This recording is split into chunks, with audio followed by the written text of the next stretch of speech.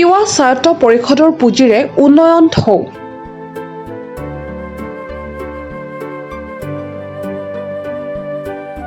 তিৱা স্বায়ত্ত পৰিষদৰ পুঁজিৰে মৰিগাঁও ভমৰাগুৰি সমষ্টিত 14টাকৈ আধাৰশিলা স্থাপন কৰে তিৱা স্বায়ত্ত পৰিষদৰ মুখ্য কাৰ্যবাহী সদস্য জীৱন চন্দ্ৰ কোঁৱৰে।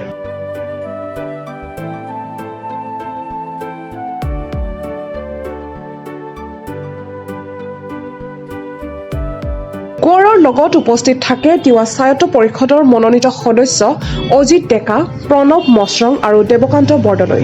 আজি এটা আমাৰ তিৱা স্বায়ত্ত পৰিষদৰ বাবে এটা শুভ দিন, ঐতিহাসিক দিন। আমি 2025-26 বৰ্ষৰ আমন্ত্ৰিত পুঁজিৰে আজি ভুমুৱাগুৰি সমষ্টিৰ বিভিন্ন অঞ্চলত আমি বহুকেইটা অনুষ্ঠান আমাৰ শ্ৰদ্ধাৰ তিৱা স্বায়ত্ত পৰিষদৰ মুখ্য কাৰ্যবাহী সদস্য, আমাৰ কাৰ্যবাহী সদস্য প্ৰণৱজ্যোতি মশ্ৰং ডাঙৰীয়া, আমাৰ ভুমুৱাগুৰি সমষ্টিৰ সদস্য দেৱ বৰদলৈ ডাঙৰীয়া আৰু মই নিজেও উপস্থিত থাকি আমাৰ তিৱা স্বায়ত্ত পৰিষদৰ মুখ্য কাৰ্যবাহী সদস্যই আধাৰশিলা স্থাপন কৰে।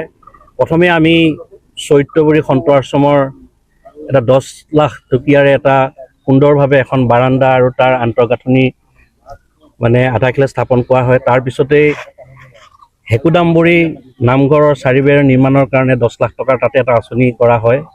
তাৰপিছত আহি আমাৰ ৱাবৰী সাৰ্বজনীন ৰাস মন্দিৰৰ যি মঞ্চৰ গেট, সেই গেটখনৰ কাৰণে 10 লাখ টকা আমন্ত্ৰিত হৈছে আৰু সেই 10 লাখ টকাৰো আজি আধাৰশিলা স্থাপন কৰা হয়। তাৰপিছতে মিকিৰভেটা গড়মাৰী যি মছজিদ আছে, সেই মছজিদৰ চাৰিবেৰ নিৰ্মাণৰ কাৰণে তাকো 10 লাখ টকা ধৰা হয়। তাৰপিছতে আমি চৰাইবাহী আহিলোঁ। চৰাইবাহী আমাৰ যি মেধিগাঁৱত আমাৰ নামঘৰৰ উন্নয়নৰ কাৰণে তাতো আধাৰশিলা স্থাপন কৰা হয়। তাৰপিছতে বৰিগাঁও সৰু খেলৰ তাতো এটা নামঘৰৰ কাৰণে 10 লাখ টকা আধাৰশিলা স্থাপন কৰা হয়।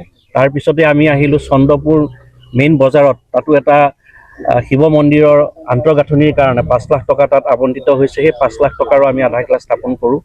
তাৰপিছতে আমি আমাৰ ভুমুৱাগুৰি, বিশেষকৈ নিজ চৰাইবাহী দুটাকৈ অনুষ্ঠানত আমি এটা আমাৰ ৰাস্তা, সেই ৰাস্তাত আমি 10 লাখ টকা আমাৰ চৰাইবাহী আমাৰ সদস্যগৰাকীৰ পুঁজিৰ পৰা সেই এটা ৰাস্তা দিয়া হৈছিল আৰু এটা নামঘৰত 5 লাখ টকা দিয়া হৈছিলে। আৰু আমি আহি এতিয়া আমাৰ বিশেষকৈ 12 বজীয়া বৃহত্তৰ অঞ্চলৰ যি আমাৰ শাৰীৰিক মানসিক উৎকৰ্ষ সাধন হোৱাৰ যি খেলপথাৰ, এই খেলপথাৰত আমাৰ তিৱা স্বায়ত্ত পৰিষদৰ এই সমষ্টিৰ সদস্য শ্ৰদ্ধাৰ দেৱ বৰদলৈ ডাঙৰীয়াৰ উন্নয়ন পুঁজিৰ পৰা 10 লাখ টকাৰে মাটি পূৰণৰ কাম দিছে।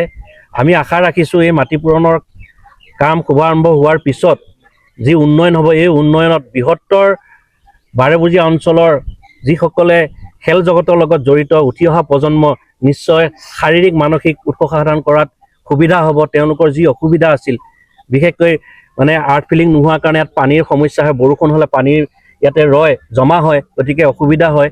ইতিমধ্যে আমি এই ষ্টেডিয়ামৰ বা খেলপথাৰৰ আমাৰ পৰিচালনা সমিতিৰ পৰা গম পাইছোঁ যে এই অঞ্চলৰ পৰা বিশেষকৈ অসম আৰক্ষীত বা প্ৰশাসনিক বিভাগত আমাৰ বিভিন্ন সময়ত বিভিন্ন ল'ৰা ছোৱালীয়ে ইয়াত তেখেতসকলে মকৰল হ'বৰ কাৰণে বা চাকৰিত তেওঁলোকে যাবৰ কাৰণে, চাকৰি পাবৰ কাৰণে সক্ষম হৈছে। তাৰ কাৰণে কিন্তু অনুশীলনৰ কাৰণে এই ষ্টেডিয়ামতে তেওঁলোকে ব্যৱহাৰ কৰে। গতিকে এই অনুষ্ঠানত যিহেতু এই অনুষ্ঠানৰ পৰাই তেওঁলোকে নিজৰ সমাজখনক, নিজৰ জীৱনটোক বা নিজৰ পৰিয়ালটোক এটা সুন্দৰ অৱস্থালৈ নিব পাৰিছে। গতিকে এই ষ্টেডিয়ামখন সুন্দৰভাৱে হোৱাটোত নিশ্চয় আমি সকলোৱে কামনা কৰোঁ আৰু আজিৰ পৰা নিশ্চয় আমি আশা ৰাখিছোঁ ইয়াৰ জৰিয়তে বৃহত্তৰ 12 বজীয়া অঞ্চলটো উঠি অহা প্ৰজন্ম নিশ্চয় উপকৃত হ'ব।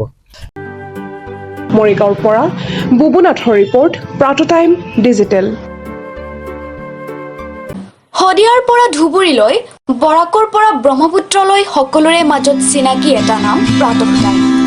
থলুৱা ভাষা, কৃষ্টি আৰু সত্য বাতৰিৰ আধাৰত প্ৰতিষ্ঠিত খবৰ প্ৰাতঃ টাইমৰ প্ৰতিটো বা বাতৰি পুংখানুপুংখভাৱে চাবলৈ Facebook, YouTube, website, Twitter, Instagram আৰু ব্লগাৰ পেজত লাইক আৰু ফ'ল' কৰক।